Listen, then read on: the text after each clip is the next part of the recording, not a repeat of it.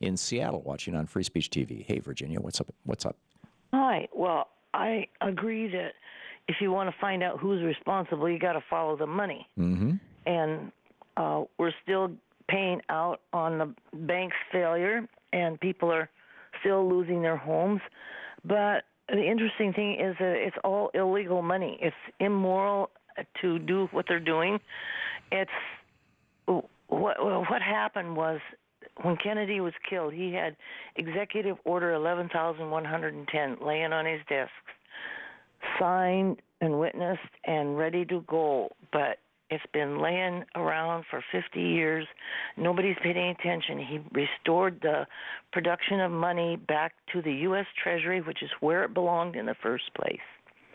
And so I think that Kennedy did that for several years before he was killed, because you can find $5 bills that are issued by the Treasury. Somebody sent me one. We had this conversation on the air back when I was living in Portland, and somebody mailed me a $5 bill that had they're called the Red Seal bills, and it had a red seal on it, and on the top, instead of saying Federal Reserve note, it said U.S. Treasury. And well, those are going out too. They only made them for a few years in the 60s. Yeah, they're now a collector's item. Yes, exactly. So it's not that Kennedy was killed to avoid this from happening, or that he was killed and this didn't happen. It had been happening for some time before he was killed, is my understanding. Or else it had happened for some time after. There was no relationship between that and his assassination. It should be our Treasury printing our money. I agree. Not this Fed. I agree. And I absolutely agree. that was what it was all about, his getting killed, from what I understand. Well, I don't think so, but it is something that needs to be addressed. We should nationalize the Fed. I'm with you on that. We should be printing our own money. Lincoln did it. Kennedy did it, and why they were assassinated.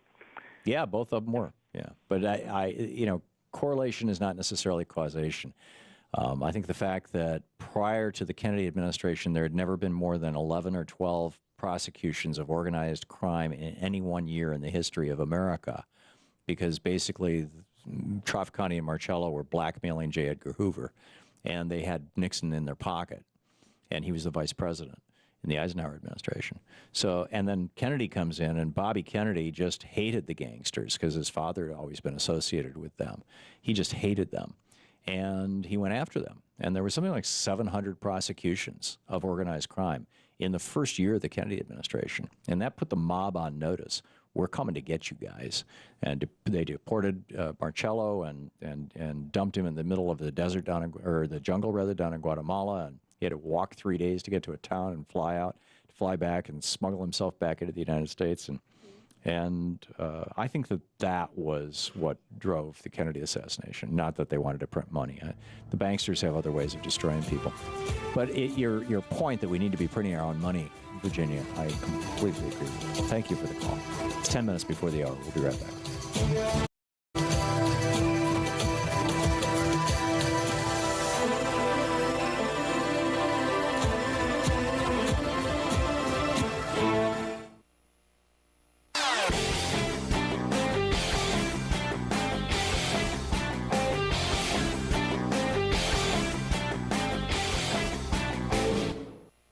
This hour today brought to you